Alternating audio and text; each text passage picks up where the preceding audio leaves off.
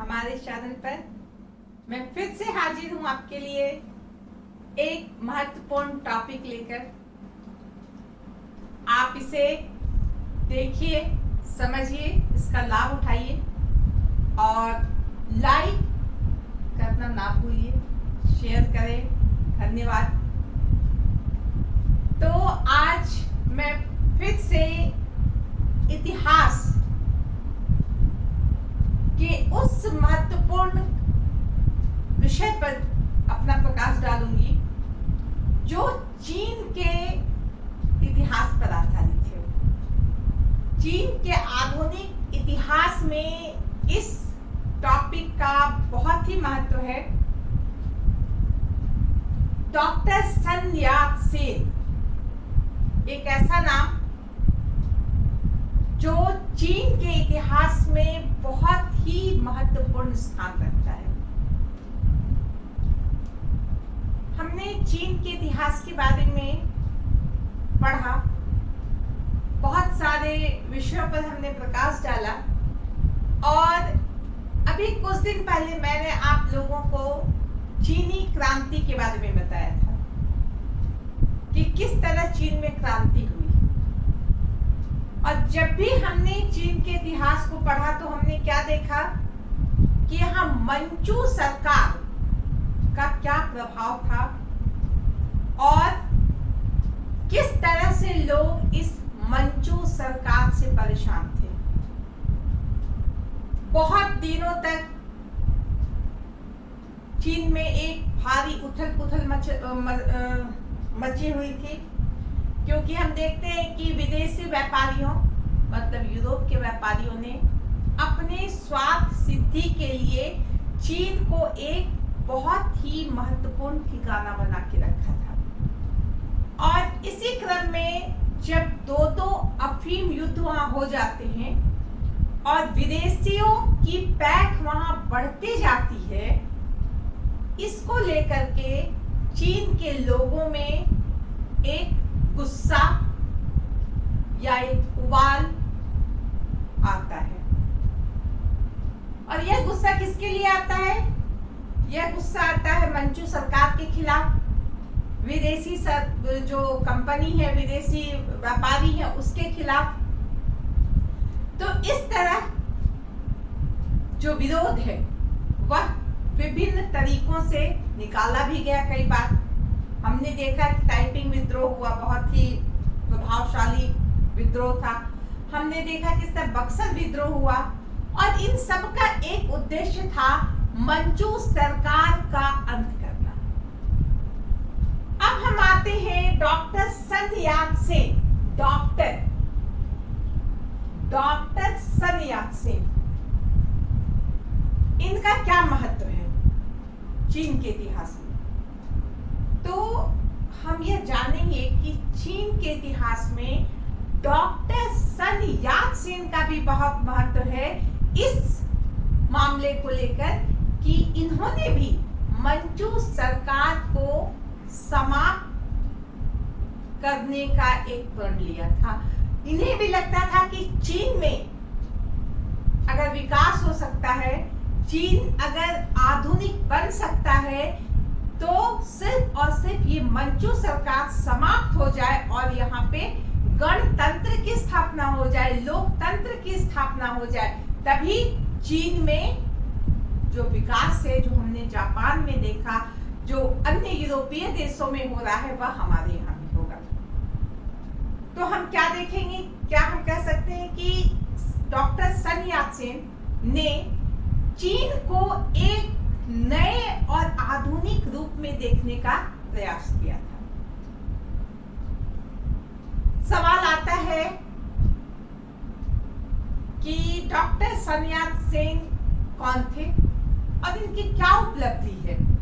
चीन के इतिहास में डॉक्टर सन यात सेन ने ऐसा कौन सा काम किया है जिसके कारण वो बहुत ही विख्यात हैं, प्रख्यात हैं, उनका बहुत नाम है इतिहास में। तो आज हम इसी पर चर्चा करेंगे। तो चलते हैं, सबसे पहले हम क्या देखेंगे? सन यात सेन का प्रारंभिक जीवन। तो सन यात सेन का जन्म 12 नवंबर 1867 ईस्वी में दक्षिणी चीन के कैंटन प्रांत के एक छोटे से गांव जिसका नाम हशियांग शान है, वहां पे हुआ था। दक्षिणी चीन में कैंटन है, कैंटन के हशियांग शान में इनका जन्म हुआ था। बहुत ही गरीब परिवार के थे। तो अब आगे गरीब परिवार के तो थे, वो सुख सुविधा नहीं थी, लेकिन फिर भी चूंकि ये प्रतिभाशाली थे, इनमें जो योग्यता थी वह छुप नहीं सकती थी, वो तो बाहर आनी ही थी। इन्होंने अपनी प्रारंभिक शिक्षा हवाई द्वीप के होनोलुलु नाम की जगह में प्राप्त की। यहाँ उनके भाई रहते थे, ये उन्हें सन यात सेन को उन्होंने वहां ले गए वो, और वहां पे उन्होंने एक ईसाई स्कूल में उनका एडमिशन कराया। वहां पर यह 79 से 82 तक पढ़ाई किए और उसके बाद वह ईसाई धर्म अपना चुके थे, ईसाई विचार से लेस हो गए थे। जब वो लौट करके चीन आए तो चीन में उन्होंने चीन के धर्म, चीन की परंपरा, चीन की संस्कृति में बहुत सारी कुरीतियां, बहुत सारी बुराइयां देखी जिसका वह विरोध करते थे। क्योंकि ये ईसाई धर्म से प्रभावित हो गए थे तो इनके परिवार वाले भी इनका विरोध करते थे। खैर, घरेलू मामला छोड़ दे, आगे चलते हैं। इन्होंने विवाह किया और विवाह करने के बाद यह मेडिकल की पढ़ाई करने के लिए, यानी डॉक्टरी की पढ़ाई करने के लिए हांगकांग चले गए। हांगकांग में इन्होंने 5 साल तक मेडिकल की पढ़ाई की और मेडिकल की पढ़ाई करने के बाद वो मकाओ आ गए और मकाओ में आकर के इन्होंने अपनी प्रैक्टिस शुरू कर दी। अपना डॉक्टरी जो है वह इनका शुरू हो गया। अब हम देखते हैं कि जब वो वहां चले गए, अपने काम में लग गए, लेकिन उनके मन में जो देश के प्रति जो प्रेम था वह छुप नहीं सका।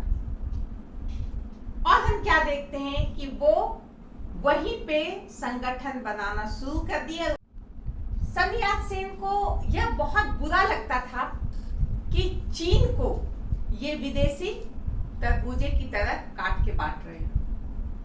और ये डॉक्टर थे, ये पेशे से डॉक्टर थे, लेकिन इनका ध्यान कहाँ रहता था? चीन पर रहता था कि किस तरह चीन का कल्याण हो। और इसी उद्देश्य से उन्होंने क्या किया कि 1894 में हांगकांग में सिंग चुंग हुई नाम का एक संगठन शुरू किया। इस संगठन का उद्देश्य क्या था कि लोगों को संगठित करना, चीन के प्रति एक राष्ट्रवादी भावना पैदा करना और चीन में जो विदेशी हैं उन्हें भगाना और मंचू सरकार पर भी विरोध, उस पर दबाव डालना या विरोध करना। और इसी उद्देश्य से उन्होंने क्या किया, 1895 में कैंटन पर आक्रमण कर दिया। अपनी जो छोटी सी सेना बनाई थी, आक्रमण कर दिया, नहीं आक्रमण करने वाले थे। इसी समय मंचू सरकार को ये पता चल गया और वो इसे पकड़ने के लिए, मंचू सरकार सन यात सेन को पकड़ने के लिए उसके पीछे पड़ गई। सन यात सेन वहां से जान बचा करके भागे और इस क्रम में हम देखते हैं कि उन्होंने बहुत सारे यूरोपीय देशों का भ्रमण कर लिया। वहां से वो जापान गए, जापान से इंग्लैंड गए। इस तरह से देखते हैं कि उन्होंने यूरोप का भ्रमण कर लिया। जापान, हांगकांग, सिंगापुर, इन सारे क्षेत्रों में वह छुप छुपा कर चलते गए और वहां से उन्होंने कुछ कुछ ज्ञान प्राप्त किया, कुछ कुछ सीखा। आगे बात आती है, अब क्या होगा। इससे पीछे हम देखते हैं कि चीन में क्रांति हो गई थी, बक्सर विद्रोह हो गया था चीन में।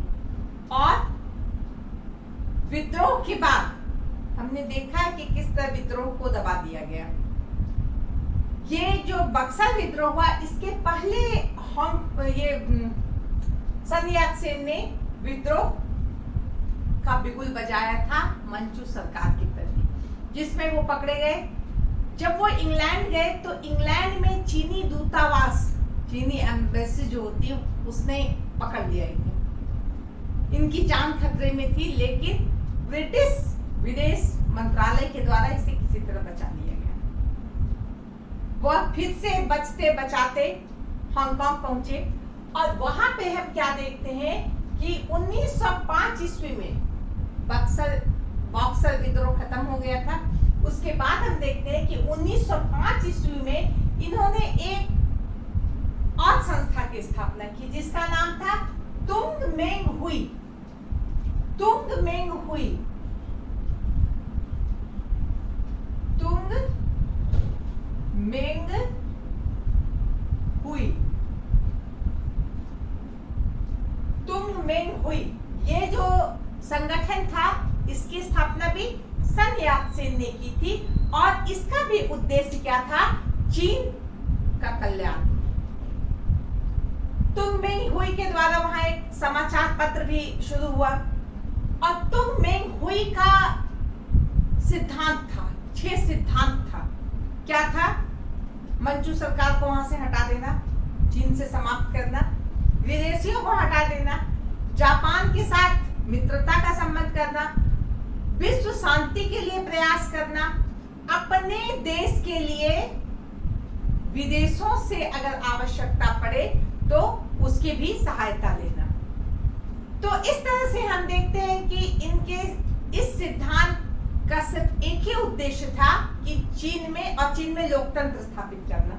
ये भी 6 इनके सिद्धांत में था। तो इनका मुख्य उद्देश्य क्या था? चीन में गणतंत्र को स्थापित करना।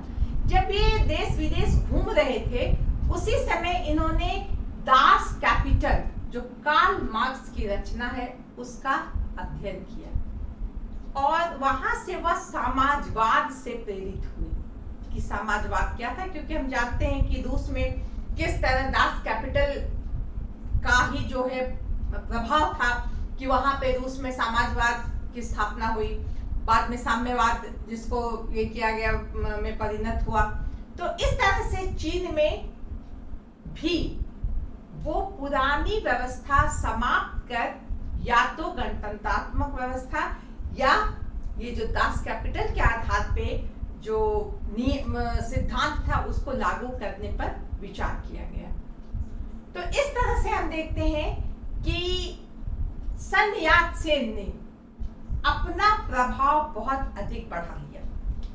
हम क्या देखते हैं कि कुओमितांग, इसकी जो ये जो तुंग मेंग हुई है, ये बाद में जो है यही कुओमितांग पार्टी बन गई थी।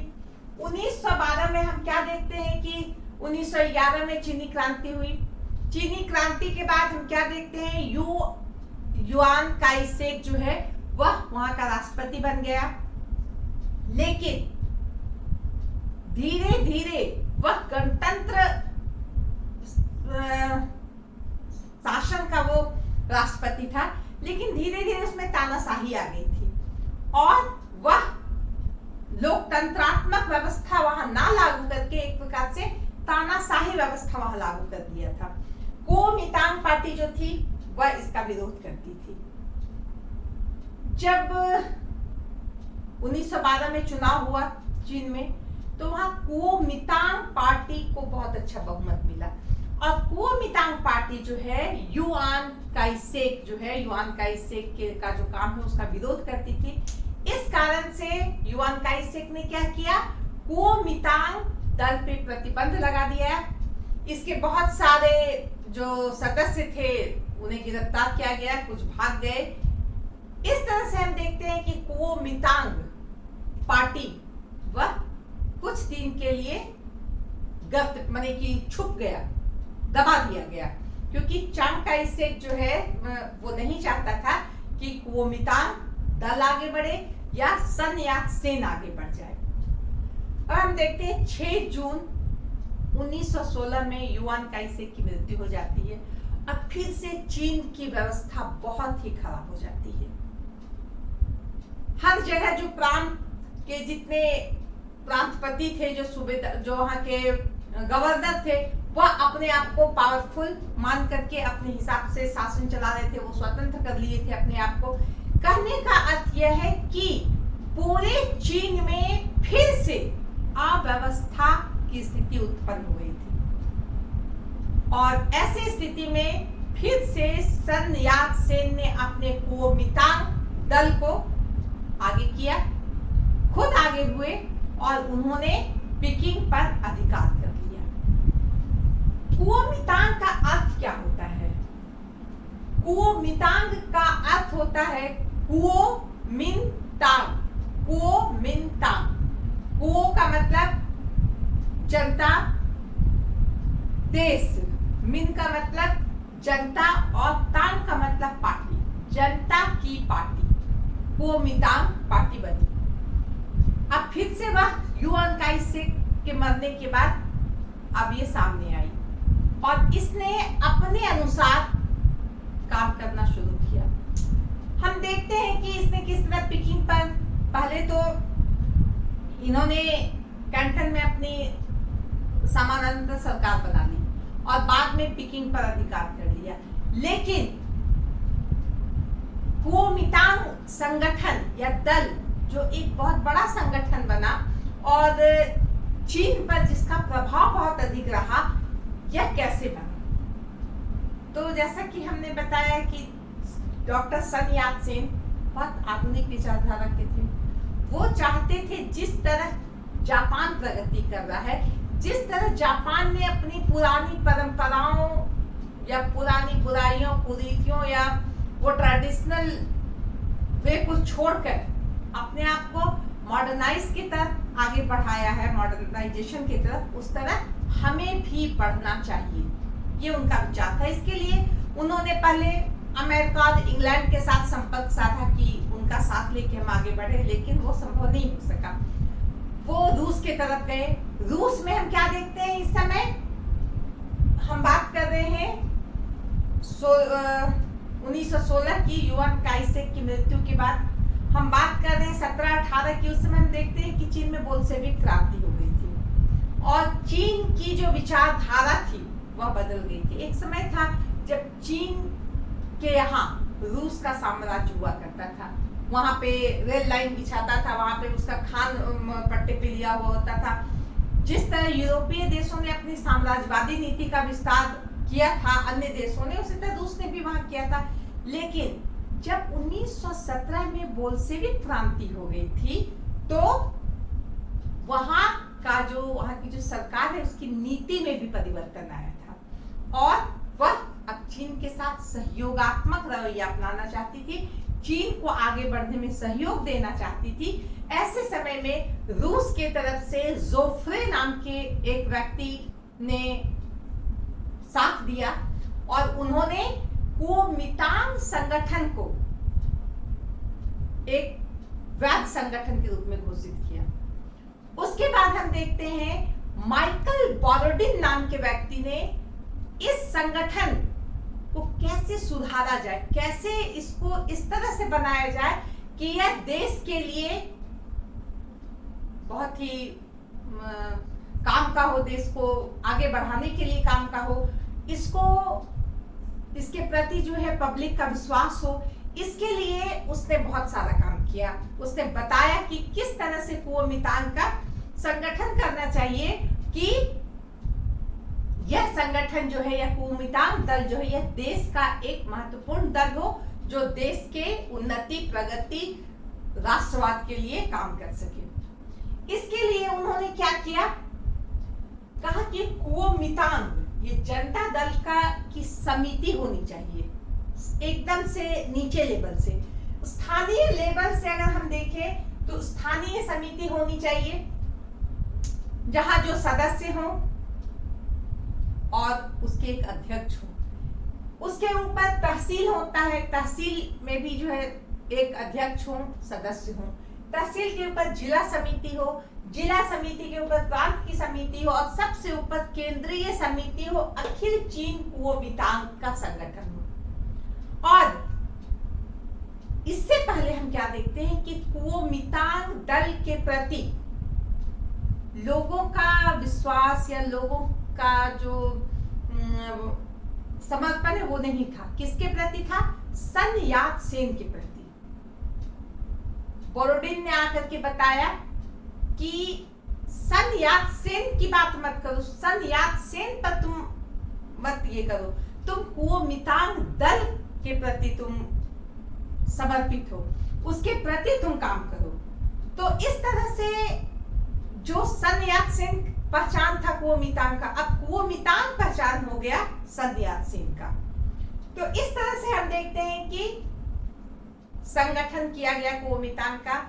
जितने सदस्य इसमें आएंगे वह एक प्रतिज्ञा पत्र पर शपथ लेंगे, वो शपथ पत्र पर हस्ताक्षर करेंगे, ताकि जो इस दल का नियम है उसे वो माने और उसके अनुसार चले। इसके अलावा